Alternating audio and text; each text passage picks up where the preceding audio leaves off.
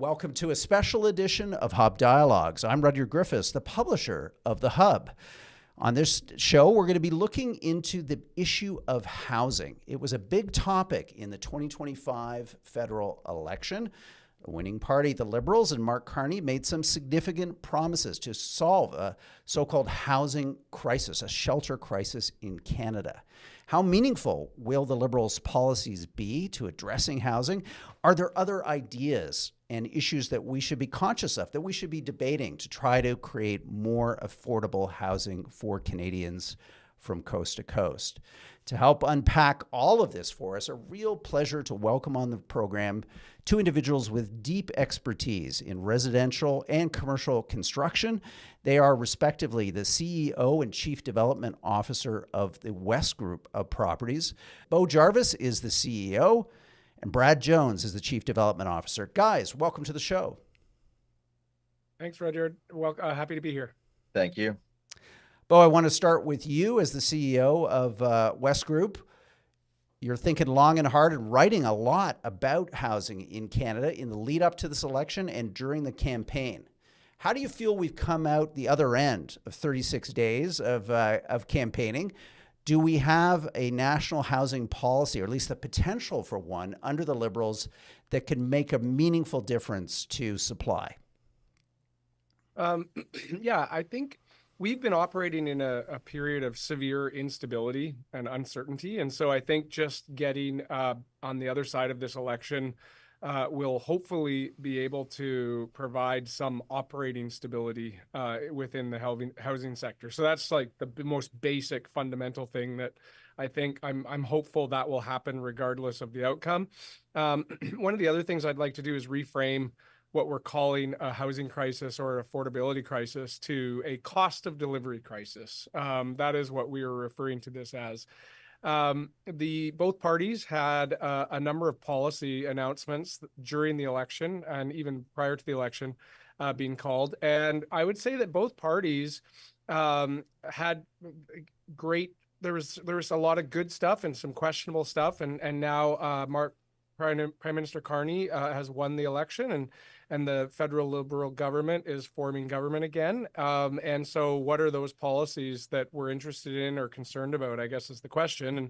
And I'll start with what I'm generally concerned about first, and that would be this idea that the federal government is going to effectively start a development company and start building homes. And that's concerning to me because we do have one of the most, I guess I'll just say progressive private sector delivery models in the world. And progressive, that word might be debatable, a strong private sector delivery model. And the reason it is so strong is because we have one of the most complex operating environments in the world from a policy perspective.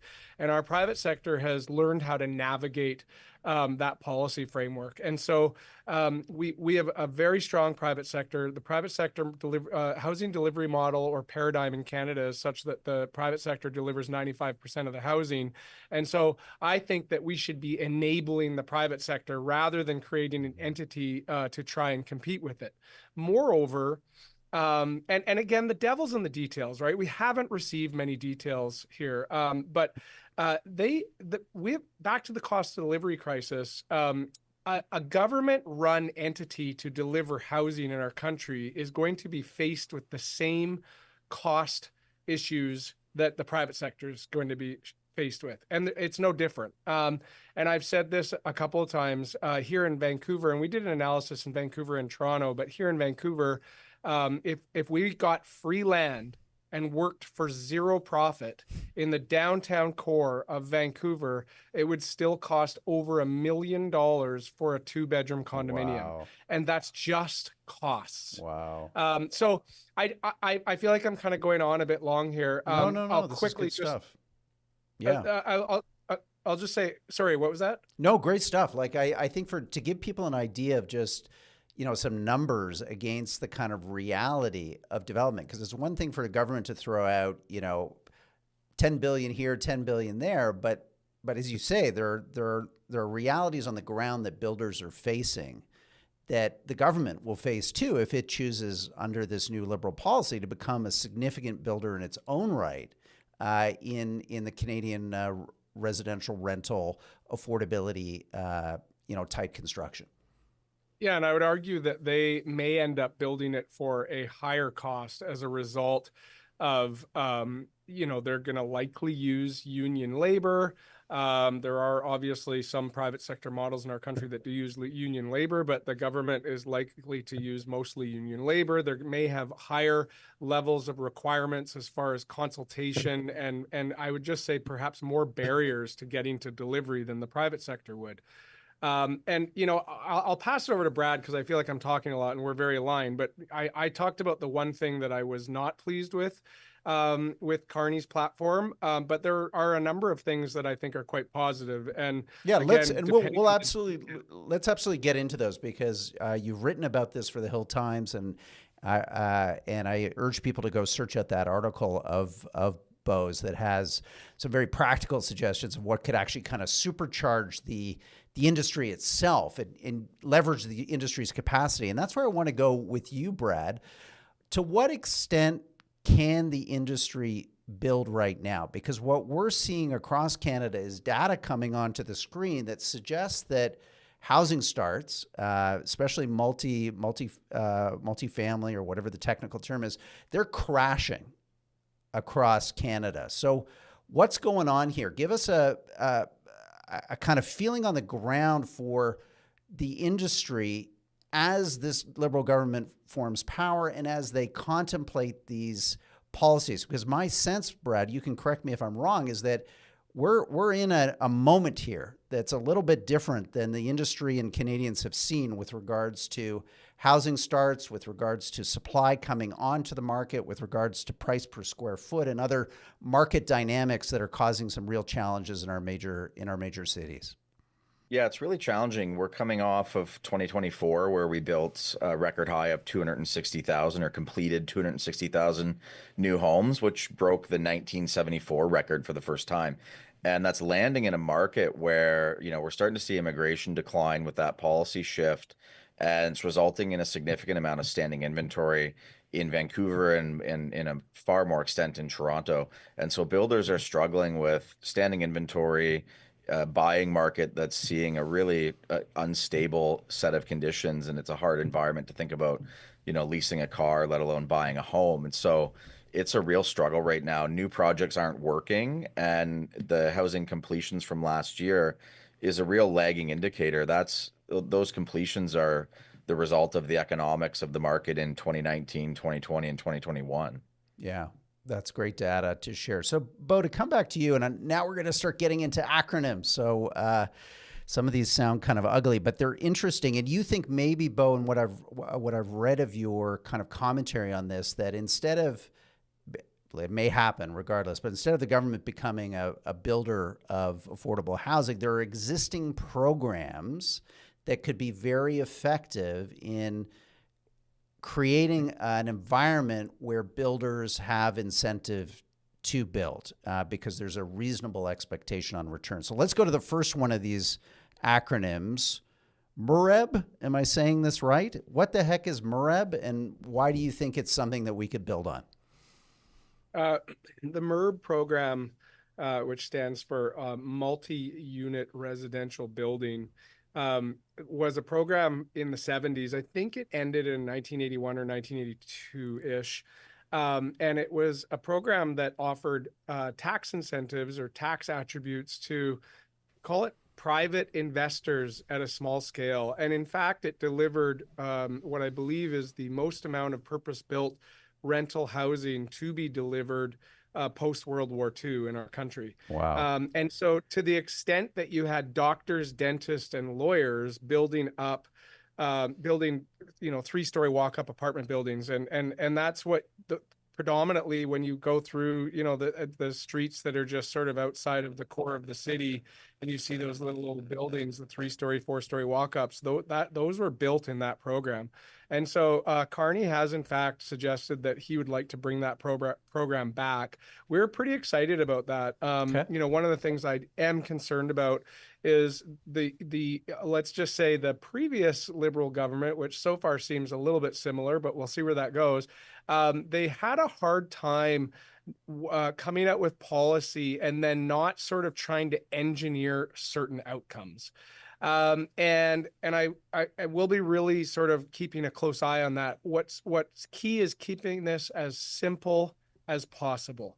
Don't try and add sort of social outcomes and social engineering or any kind of engineering of outcomes. Just keep it simple. Keep the eye on the prize, which is the delivery of housing. Those are the outcomes. And there's a few policies like that that they have come out with that we are indeed excited about. But again, the devil is in the details. Yeah. So Brad, another MERB acronym. housing from Yeah. the 70s is a great example of when you build purpose-built rental housing, you have it for a generation. And that's the affordable housing in urban markets today. And we need to focus on just getting market rental housing built and relying on the economic theory of filtering, which CMHC actually has a great video out on how that works. And over, a 5 to 10 year period, new buildings, their place in the market declines and they become more affordable middle level supply as those buildings age. And that's really what we need. Is we need just a long-term steady pipeline of more rental housing supply. Mm-hmm. Beau, talk to us about the other big plank of the Liberal Party's housing policy, which I'll be frank, just kind of perplexes me, partly because I don't know enough about it, but it also seems, again, very state directed. And this is the idea that modular prefab construction could and should be at the proverbial spear tip when it comes to the government's efforts to build more housing. What are your thoughts about modular and prefab, and why is this factoring so big in the current government's policy, at least as it was articulated during the election? Yeah, modular and prefabrication, you could do a whole podcast on this subject because I think we should use the words standardization of housing because that's really what they're talking about. They're trying to get to a standardized building form that could be manufactured. That's what they're talking about. And so we talk about prefabricated housing, we talk about modular, we talk about mass timber housing. These are all prefabrication systems and a system of manufacturing housing. The issue is we've struggled to make those systems financially viable in urban centers. And there's a number of reasons for this. One of the primary reasons is the system that we're forced to go through with, a development permit application, a rezoning, a building permit application, results in a different building being built every single time. So there goes the standardization, or the kit of parts, right. Lego, if you will. That's like the primary kind of reason. And then so we've gone out, in fact, and we have priced out buildings that we are obligated to build as a result of the process that we take that application through in any given city. And it results in a cost that's higher than if we built it in a traditional way. Huh. And we've done that a number of times, and we've done a huge study on mass timber, in fact, and we've found the same outcomes. And so we have to you said it's the tip of the spear. It's something that government is really interested in trying to do. It is a good idea on its surface, but it's, the paradox of it is during these government declarations, because the province of British Columbia and the federal government, they've been talking about these things for the last number of years. During these conversations, we saw, I believe it's, Brad, you can correct me if I'm wrong, 3 out of 4 of the mass timber producers in British Columbia become insolvent during the period of time when government was really trying to push these initiatives.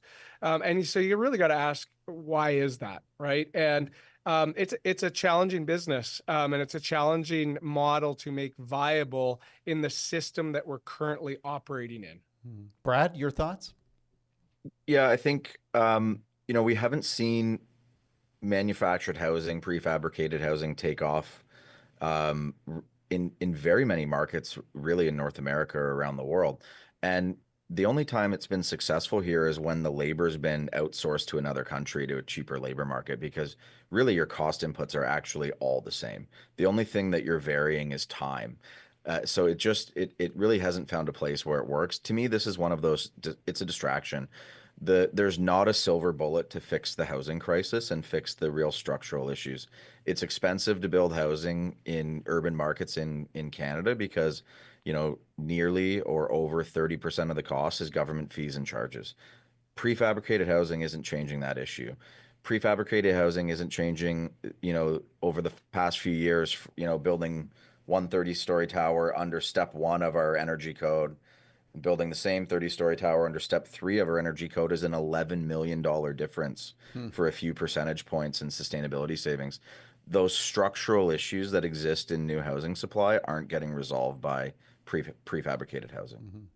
Perfect segue, Brad, for me to come back to Beau and talk about development charges, because another part of the Liberal policy plank is to, in effect, subsidize development charges by paying a significant share of those charges, in a sense, returning the revenue back to the municipalities so they're made whole. Could sound like a good idea. I would just say, as a Toronto resident, we've seen an explosion in development charges. They have become a revenue source for this city in ways that I think, previous administrations municipally would never have thought that we're going to put this much of the city budget, upwards of a quarter of the Toronto city budget, in a sense, at risk through development charges, through what we're now seeing because of this volatility in the Canadian and Toronto housing market in particular, this revenue stream drying up. So what do you think about that, Beau? I guess it's attractive because it would lower the cost, and that lowered cost ultimately would pass on to the consumer. But it sure seems like cities have gotten addicted to development charges as a revenue source, and that maybe isn't really the best result. Yeah, so a whole podcast could be done on this as well. So you mentioned the word subsidize. So the Carney government has come out and suggested that they would subsidize developers' development cost charges. I think that's the wrong word. The federal government is coming to the table to meet their obligations to help municipalities deliver the required infrastructure as a result of growth that is occurring largely by federal policies like immigration. And so I just want to clarify that. And the province and the feds should have been coming to the table much sooner rather than just leaving it to municipalities to sort of drown in these infrastructure requirements that are indeed resulting from growth. So I was just fair to the municipalities there, but I'm going to come out against them now because they have become drunk on development cost charges and community amenity charges. And this is a bit more of a technical term, but and I talk about this all the time, but nexus and proportionality.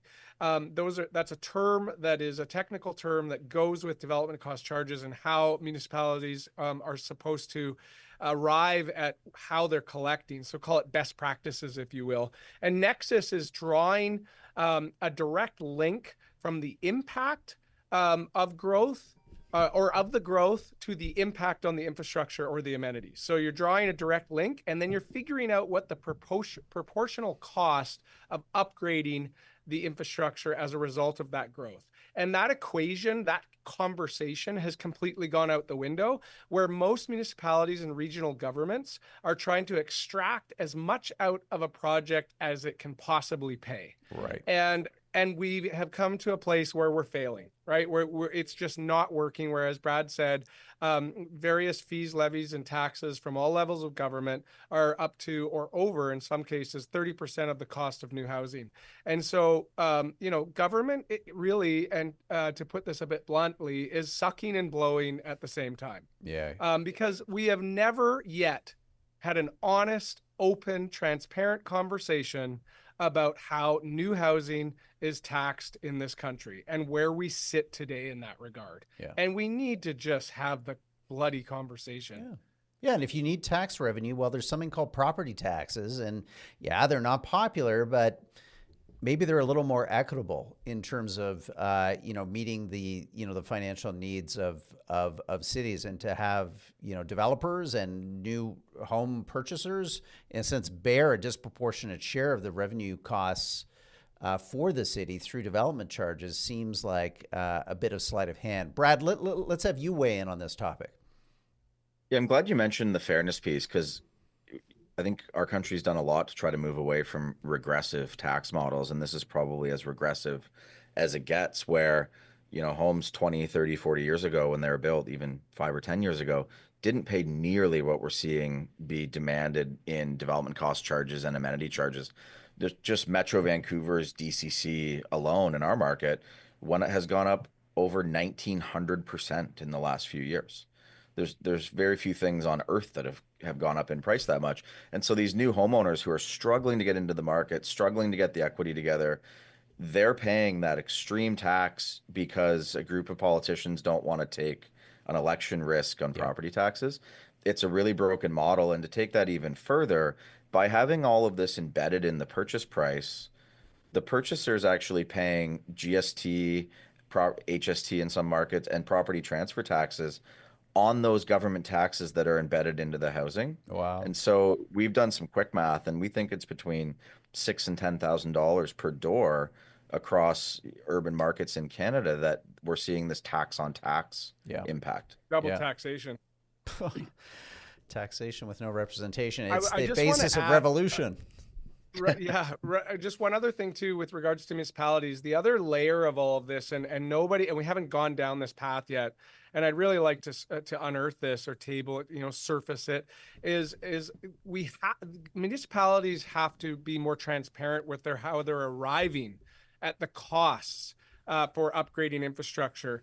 No one's even, it's sort of like municipalities are saying, we need this much money. And it's like, well, there's the problem. It's $1 billion or it's $100 billion or whatever. And it's like, hold on, let's peel back the layers of how you're arriving at those costs. What growth factors are you using? What engineering requirements are you using? Like, let's have that conversation before we just believe that that's what the cost is. Because, my observation, having worked with municipalities for over 20 years now, is there's a significant amount of waste. And there is overburden, and there's, we need to have a fair conversation about that as well. Yeah. Well, I think some of these infrastructure projects as well are getting beyond the scope that was ever imagined when we set up the structure that municipalities operate under. I don't know, some of these municipalities are smaller and they're delivering multi-billion-dollar infrastructure projects. And at a point, we have to have an honest conversation. Do they have the capability, or are they the most capable group to be doing that work? Yeah. Guys, as we wrap up, I want to ask maybe just a bigger question, which is, what's interesting about Wesgroup is you build rental as well as, what's the correct terminology? Because the stuff you move into and you own versus condo, right? Merchant. We just call it merchant. Merchant. I like that. So merchant versus rental. And it's a big part of like your purpose-driven business. You feel that there's a social role that Wesgroup can play in delivering rental housing at scale across major markets in the West, but also here in Central Canada, in Toronto. So I wonder, Beau, like, do we need to get over collectively some kind of stigma that Canada has and Canadians have about rental? I mean, you look at Europe, most people live in rental. You look at the United States, levels of home ownership are 4 to 5 to 6%, depending on the time, lower than Canada. We have an exceptionally high level of home ownership. What do you think about that? And is there something important here, like a cultural shift where government, but also citizens, understand that it's just fine to rent? And in fact, in some ways, it might be the basis of a more socially equitable approach to housing, to really understand that rental is where we're going to get the equity gains in the future when it comes to addressing this issue. Yeah, it's a good question. We've talked about that in the past. And I think that I actually feel like we're going through that shift right now, a shift that, as you say, many cities, countries, nations went through perhaps generations ago. There are many cities where rental has been the predominant form of occupancy of a residential home, condominium, apartment for, well over a century. And so I do think that that's an important conversation. But I kind of feel like we're going through that shift now. There are certainly pundits that suggest that, we're never going to be able to have our children afford a home, and that's the Canadian dream or the North American dream. And that's fine. But we we do have to, what we need to do, I'll put it simply, we need to build as much housing as we possibly can on the entire housing continuum. So, and that includes like right from hard to house social housing to luxury housing, like everything in between. We have to build it all, because at one moment rental will be viable, right, for capital to be invested into and achieve a risk adjusted return. And then the next moment it won't. But we still need housing delivered. So which housing is viable at that point when rental becomes unviable? And then that will happen for a few years or a cycle or whatever, and rental will be viable again, and condos won't, or social housing, maybe there's some things that make that work better, whatever the case is, right?